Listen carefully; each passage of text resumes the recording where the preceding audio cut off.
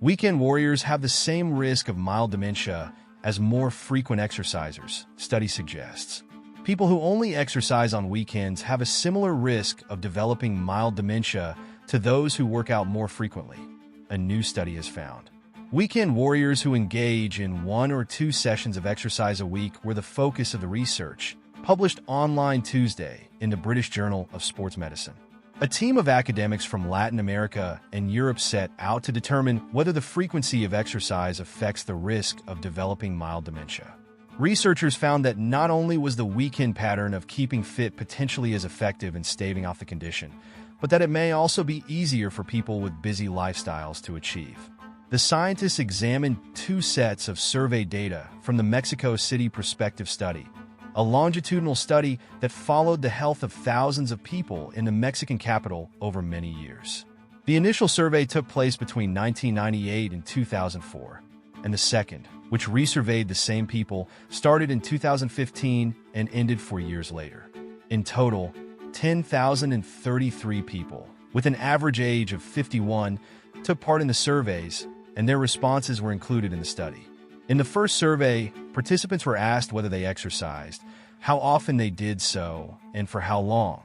Based on their answers, the researchers divided the respondents into 4 groups: those who didn't exercise at all, the weekend warriors who either played sport or exercised once or twice a week, the regularly active, who worked out at least 3 times a week, and a combined group of regularly active people and weekend warriors. In the second survey, respondents' cognitive function was assessed using the mini mental state examination, which, according to the study, is probably the most widely used tool to screen for cognitive impairment and dementia in older adults. Similar results for men and women. The researchers found that the weekend exercisers were 13% less likely to develop mild cognitive impairment than those who didn't exercise at all, while the regularly active and those in the combined group were 12% less likely to do so. The results were similar for both men and women. The finding led the team to conclude that 13% of cases of mild dementia could be avoided if all middle-aged people exercised at least once or twice a week. Led author Gary O'Donovan, an adjunct professor at the School of Medicine at Columbia's University of the Andes, told CNN that around half of the weekend warriors reported exercising for at least 30 minutes per session, while the rest exercised for about an hour or more each time. When compared with the group that did not exercise, the weekend warriors were 13% less likely to develop mild dementia, and those in the regular and combined groups were 12% less likely. O'Donovan said that these are average values and that the margins of error overlap. In other words, he said, there are similar reductions in risk in the groups. We found that the weekend warrior physical activity pattern and the regularly active physical activity pattern were associated with similar reductions in mild dementia risks after adjustment for confounders, the researchers wrote. These confounding factors included a range of things that could affect the relationship between cognition and physical activity, such as age, sex, education, and body mass index. The researchers continued by saying, to the best of our knowledge, the present study is the first prospective cohort study to show that the weekend warrior physical activity pattern and the regularly active physical activity pattern are associated with similar reductions in the risk of mild dementia. Commenting on the significance of the study, O'Donovan said, the whole weekend warrior physical activity pattern is important because lack of time is a major barrier to taking part in more sport and exercise. Surveys of men and women around the world suggest that 2/3 of adults would like to do more, but just don't have the time. I've been interested for a long time now in correcting this misconception that one size fits all when it comes to exercise. I feel quite strongly that the weekend warriors around the world should be told that what they are doing is fine.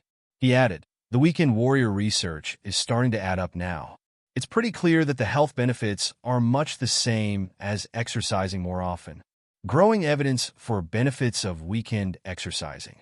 According to the study, the researchers believe their findings could have important implications for policy and practice because the weekend warrior physical activity pattern may be a more convenient option for busy people in Latin America and elsewhere.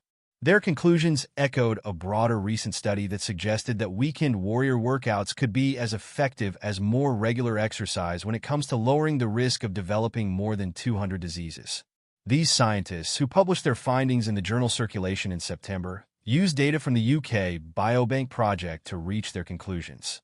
Chris Russell, senior lecturer at the Association for Dementia Studies at the UK's University of Worcester, welcomed the research as encouraging, saying more research needs to be done on dementia within middle to low-income countries, such as Mexico.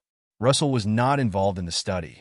There's evidence that physical activity can help prevent dementia, he said, explaining that informal activities such as dancing and walking can be beneficial, as well as team sports and other fitness activities.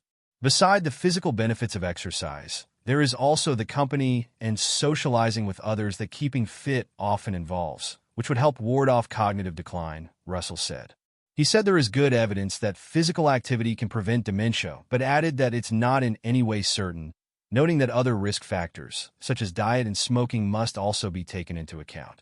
More than 55 million people currently have dementia around the world, with nearly 10 million new cases diagnosed every year, according to the World Health Organization.